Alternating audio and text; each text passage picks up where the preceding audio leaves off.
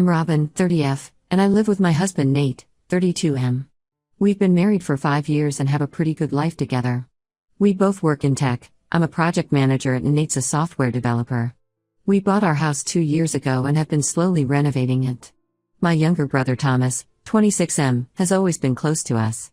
Growing up, we were each other's best friends. Our parents worked long hours, so I often took care of Thomas after school. This created a strong bond between us that has lasted into adulthood. Thomas works as a high school teacher and loves his job, even though it doesn't pay much. About 2 years ago, Thomas started dating Deborah, 24F. They met at a local coffee shop where Deborah worked as a barista. Thomas was immediately smitten and would visit the coffee shop every day just to see her. After a few weeks, he finally asked her out. At first, everything seemed great. Deborah was friendly, outgoing, and seemed to fit right in with our family. She had a great sense of humor and could always make Thomas laugh. Nate and I were happy that Thomas had found someone he connected with. We often had double dates, and Deborah would join us for family dinners. As time went on, we started noticing some red flags with Deborah. She would often make snide comments about Thomas's career choices, pushing him to pursue a higher-paying job even though he was happy where he was. She'd say things like, "Don't you want to provide a better life for us?" Or "Teaching is fine for now, but you need a real career eventually." Deborah also had a habit of borrowing money from Thomas and never paying it back. It started small, $20 here, $50 there. But over time, the amounts got larger. Thomas would brush it off, saying she was just going through a tough time financially. About 6 months into their relationship, Thomas confided in me that Deborah had a gambling problem. He discovered it when he found multiple betting apps on her phone and saw large transactions on their shared bank statement. Deborah had tearfully confessed to him and promised to get help. Thomas asked me not to tell anyone else in the family, and I respected his wishes. I did express my concerns to Thomas, but he assured me that things were getting better. Over the next year and a half, Thomas and Deborah's relationship seemed to have ups and downs. There were times when everything appeared great, they'd talk about moving in together and even mention marriage. But there were also periods when Thomas seemed stressed and withdrawn. Whenever I asked, he'd say everything was fine, but I could tell something was off. Last month, Thomas called me in tears. He told me that Deborah had emptied their joint savings account, which had over $20,000 in it. This money was meant for a down payment on a house they were planning to buy. Thomas had been saving for years, even before meeting Deborah, and she had contributed very little to the account. Thomas was devastated. He explained that Deborah had relapsed into gambling and had been hiding it from him for months. She'd maxed out multiple credit cards in Thomas's name and had even pawned some of his belongings. When he confronted her, she broke down and admitted everything. This was the last straw for Thomas. He finally decided to end the relationship. He felt betrayed and angry, but also guilty for not seeing the signs earlier. I tried to console him, reminding him that Deborah's actions weren't his fault. Deborah didn't take the breakup well. She started showing up at Thomas's workplace, sending him hundreds of text messages, and even tried to contact our parents to get them to convince Thomas to take her back. She'd alternate between begging for forgiveness and lashing out with angry accusations. Thomas was stressed and didn't know what to do. Yesterday, I got a call from Deborah. She was crying and told me that she had nowhere to go. Apparently, she had been evicted from her apartment due to unpaid rent. She begged me to let her stay with Nate and me for a while until she could get back on her feet. I was torn. On one hand, I felt bad for Deborah. Despite her issues, I knew she was going through a tough time. We had shared some good moments over the past 2 years, and part of me still saw her as the fun, friendly girl who had made my brother so happy at the beginning. On the other hand, I didn't want to betray Thomas's trust or get involved in this messy situation. I also worried about the potential impact on my own household if we let Deborah stay with us. After talking it over with Nate, we decided not to let Deborah stay with us.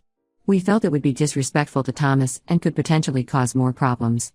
Nate pointed out that given Deborah's history, we couldn't trust her in our home. What if she stole from us or brought her gambling issues into our lives? When I called Deborah back to tell her our decision, she got angry. She accused me of taking Thomas's side and not caring about her well-being. She said things like, "I thought we were friends and I can't believe you'd let me be homeless." She threatened to tell everyone about how cruel we were being. I stood my ground and told Deborah that while I sympathized with her situation, it wasn't our responsibility to house her. I suggested some local shelters and resources she could look into for help. I also reminded her that her actions had consequences, and she needed to take responsibility for her choices. After the call, I felt drained. I texted Thomas to let him know about Deborah's call and our decision. He was grateful and said we'd made the right choice, but I could tell he was still conflicted about the whole situation. Now, Deborah has been posting on social media about how my family abandoned her in her time of need. She's painting herself as the victim, saying things like, "I made some mistakes, but I never thought the people I considered family would turn their backs on me." Some mutual friends have reached out, asking why we're being so heartless. They only know Deborah's side of the story and think we're being unnecessarily cruel. Even my parents called, wondering if we should reconsider and help Deborah out. They don't know about the gambling or the stolen money. Thomas hasn't told them the full story yet. They remember Deborah as the sweet girl who used to bring them baked goods and help with yard work. It's hard to explain our decision without revealing Thomas's private business. I feel conflicted. Am I the asshole for refusing to let Deborah stay with us? Should I have done more to help her, despite her past actions? I don't want to be cruel, but I also don't want to enable her behavior or hurt my brother further. Thomas is grateful that we didn't let Deborah stay with us, but he's feeling guilty about the whole situation. He keeps saying things like, maybe if I had gotten her help sooner, it wouldn't have come to this. Nate is supportive of our decision but says we should be prepared for potential backlash from Deborah. I'm not sure what to do next. Part of me wants to explain the whole situation to everyone to clear our names, but I don't want to air Thomas and Deborah's dirty laundry. Another part of me thinks we should just ignore the drama and move on. But it's hard when people are constantly messaging us or making comments about the situation.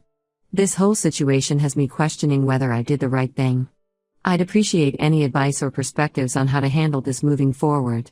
How do we support Thomas, deal with Deborah's accusations, and manage the opinions of friends and family who don't know the whole story? Update when it's been a couple of weeks since my last post, and things have taken an unexpected turn. I wanted to update you all on what's been happening. First, I want to thank everyone for their advice and support. It really helped me feel more confident in our decision not to let Deborah stay with us. Reading through the comments, I realized that many of you had dealt with similar situations, and it was comforting to know we weren't alone in this. A few days after my original post, Thomas came to visit us. He was still pretty shaken up about the whole situation with Deborah, but he had some news. Apparently, Deborah had reached out to him, claiming she was pregnant with his child. Thomas was freaking out, unsure of what to do.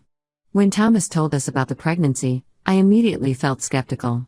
The timing seemed convenient, and given Deborah's past behavior, we weren't sure if we could trust her. We advised Thomas to request a paternity test before making any decisions or commitments. Thomas agreed but was still visibly stressed.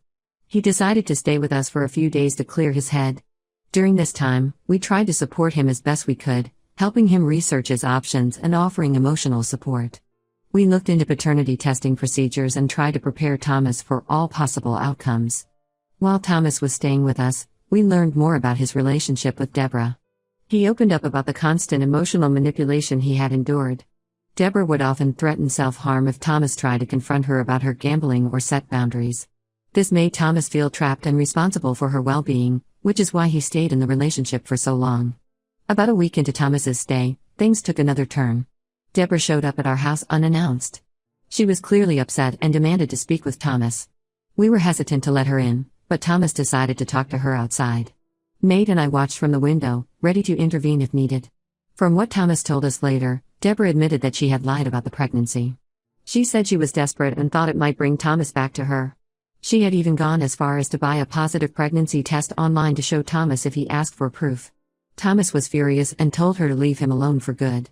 After this incident, we thought things might finally calm down. But we were wrong. The next day, I received a call from my boss. Apparently, someone had sent an anonymous email to my workplace, accusing me of embezzlement and unethical behavior. The email claimed that I had been stealing company funds to support my brother's gambling addiction. I was shocked and confused. My boss assured me that they didn't believe the accusations, but they had to investigate due to company policy. It didn't take long for us to figure out that Deborah was behind this. She had escalated from social media posts to actively trying to sabotage my career. I was furious and scared. What if my company believed these lies? What if this affected my job? I've worked hard to build my career, and the thought of it being jeopardized by false accusations was terrifying. Nate suggested we file a police report for harassment, but I was hesitant. I didn't want to escalate things further, and part of me still felt sorry for Deborah, despite her actions. I kept thinking about the Deborah we first met, the one who made Thomas so happy and who had become a friend to us all. It was hard to reconcile that person with the one who was now trying to ruin our lives. Thomas felt terrible about the whole situation. He blamed himself for bringing Deborah into our lives and offered to talk to her, to try and get her to stop. We appreciated his offer but told him it wasn't his responsibility to fix this. We were worried that any contact with Deborah would just make things worse. As all of this was happening, our parents and some family friends were still pressuring us to help Deborah. They didn't know the full story and thought we were being cruel. It was frustrating trying to defend ourselves without revealing all of Thomas's personal business. Our parents kept saying things like, "She's going through a tough time, we should help her," not realizing the extent of what Deborah had done. Nate and I decided to consult with a lawyer to understand our options. The lawyer advised us to document everything and consider getting a restraining order if Deborah's behavior continued to escalate. She also suggested we might need to consider telling our family the full story to protect ourselves from further manipulation. Now, we're in a difficult position. Do we pursue legal action against Deborah? Do we tell our family and friends the whole truth to clear our names? How do we protect ourselves and our careers from her false accusations? Thomas is feeling guilty and wants to handle Deborah himself, but we're worried that any contact with her will just make things worse. He's been having trouble sleeping and is considering taking a leave of absence from work to deal with everything. Nate is angry and wants to take immediate action, while I'm still torn between protecting ourselves and not wanting to ruin Deborah's life completely. I never thought refusing to let someone stay with us would lead to all of this drama. I'm exhausted, stressed, and unsure of what to do next. The constant worry about what Deborah might do next is taking a toll on all of us. Nate and I have been arguing more, mostly because of the stress of the situation. Thomas is withdrawing into himself, and I'm worried about his mental health. We've also started to feel the impact on our social lives. Some friends have taken Deborah's side in the situation, believing her version of events. We've had to skip social gatherings to avoid confrontations. It feels like this situation is slowly isolating us from our support network. I'm struggling to focus at work, constantly worried about the ongoing investigation. Even though my boss has been supportive, I can feel the eyes of my co-workers on me, probably wondering if there's any truth to the accusations. Any advice on how to handle this situation would be greatly appreciated. How do we protect ourselves without escalating the situation further? How do we support Thomas through this while also taking care of our own mental health? And how do we deal with the social fallout from all of this? Update 2. It's been about a month since my last update, and I wanted to share some significant developments in our situation with Deborah. After much deliberation, we decided to take legal action. We filed for a restraining order against Deborah, citing her harassment and false accusations. The court granted a temporary order, and we're waiting for a hearing for a permanent one. This decision wasn't easy, but after Deborah's attempt to sabotage my career, we felt it was necessary to protect ourselves. The process of filing for the restraining order was stressful. We had to compile all the evidence of Deborah's harassment, the excessive text messages, the social media posts, the false accusations sent to my workplace. Reliving all of this was emotionally draining for all of us, especially Thomas. Thomas was initially reluctant about the restraining order. He felt guilty, like he was punishing Deborah for her mental health issues. But after we showed him how her actions were affecting not just him, but our entire family, he agreed it was necessary. However, the real bombshell came a week after we filed the restraining order. Thomas received a call from Deborah's sister, Lisa. She had some shocking information to share. According to Lisa, Deborah had been struggling with severe mental health issues for years. She had been diagnosed with borderline personality disorder and had stopped taking her medication shortly before she started dating Thomas. Lisa had been trying to reach out to Deborah for months but had been ignored. Lisa also revealed that Deborah had a history of similar behavior with past relationships. She would become obsessed, manipulate situations, and lash out when things didn't go her way. The gambling addiction was real, but it was intertwined with her untreated mental health issues. This information shed new light on the situation and left us all feeling conflicted. On one hand, it explained a lot of Deborah's erratic behavior. It made sense of the extreme mood swings Thomas had described, the intense fear of abandonment Deborah displayed, and her impulsive behaviors like gambling. On the other hand, it didn't excuse the harm she had caused. The stolen money, the lies, the harassment, these were still very real consequences of her actions that had affected our lives significantly.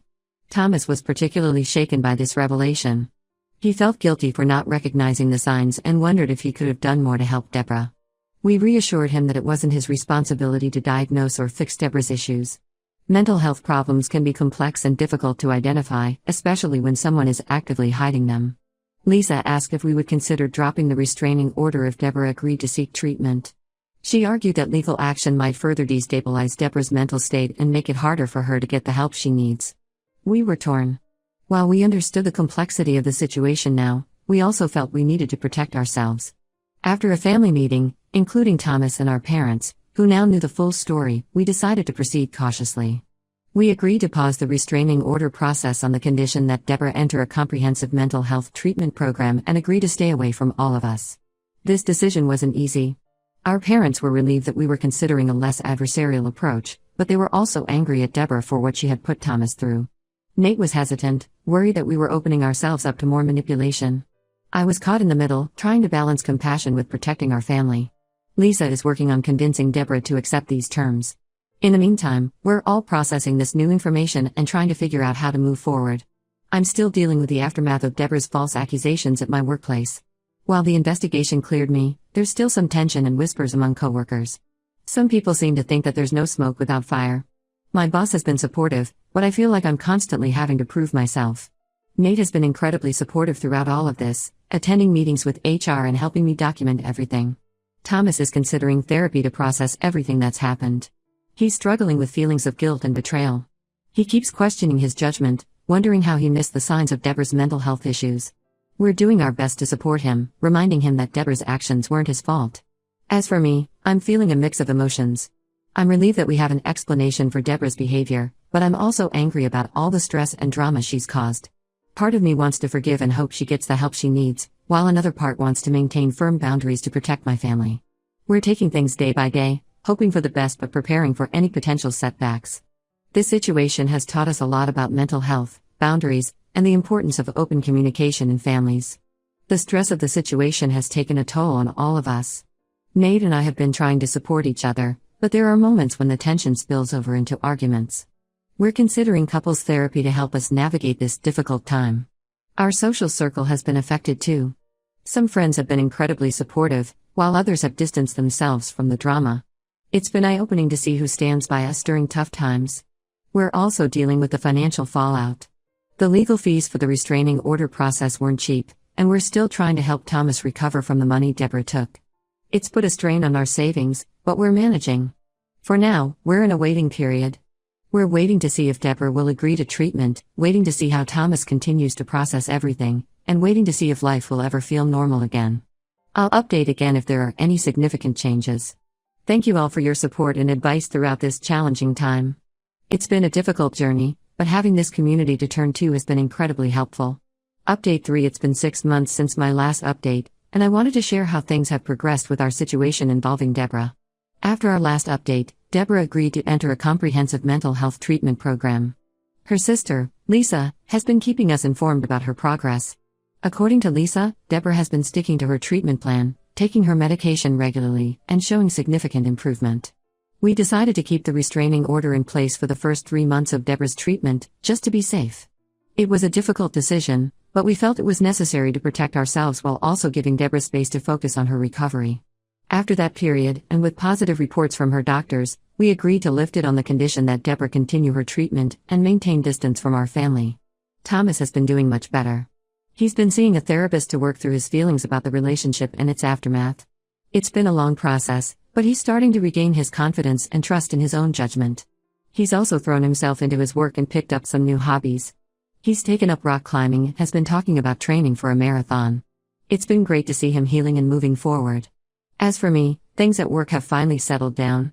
The whispers and tension have dissipated, and I've even received a promotion. My boss said my professionalism during the whole ordeal impressed upper management. Nate has been my rock throughout this entire ordeal, and our relationship has only grown stronger. The couples therapy we started during the height of the crisis has given us new tools for communication and conflict resolution. We've had some long conversations as a family about boundaries, mental health, and how to support each other in difficult times. These discussions have brought us closer together and helped us develop better communication skills. Our parents have been incredibly supportive once they understood the full situation, and they've been making an effort to check in on all of us regularly. Deborah has written letters of apology to each of us, which were forwarded through Lisa. The letters seem sincere, acknowledging the harm she caused and expressing remorse for her actions. She took full responsibility for her behavior, explaining that while her mental health issues contributed to her actions, they didn't excuse them. While we appreciate the gesture, we've decided to maintain our distance. We wish her well in her recovery but feel it's best for everyone if we don't have direct contact. Our parents have been supportive of our decisions throughout this process. They've apologized for pressuring us to help Deborah before they knew the full story and have been making an effort to respect our boundaries. They've also been a great support for Thomas, often inviting him over for dinner or to watch sports together. Looking back, I still believe we made the right choice in not letting Deborah stay with us. While her mental health issues explain her behavior, they don't excuse it. We've learned the importance of setting firm boundaries, even when it's difficult, and the value of trusting our instincts. This experience has taught us a lot about empathy, forgiveness, and the complexity of mental health issues. We're more aware now of the signs of mental health struggles and the importance of seeking help early. It's also shown us the strength of our family bond and the importance of standing together during tough times. Moving forward, we're focusing on healing and strengthening our family bonds. We've started a tradition of monthly family game nights, which has been a great way to relax and reconnect. We're cautiously optimistic about the future but remain prepared for any potential challenges. Financially, we're still recovering from the legal fees and helping Thomas get back on his feet, but we're making progress. We've adjusted our budget and are slowly rebuilding our savings. As for our social circle, we've seen some changes. We've grown closer to the friends who stood by us during the difficult times, and we've learned to be okay with letting go of those who weren't supportive. Thank you all for your support and advice throughout this journey. It's been a difficult road, but we've come out stronger on the other side. While we hope to never go through something like this again, we feel better equipped to handle challenges as a family. If there's one thing we've learned, it's the importance of supporting each other and seeking help when needed.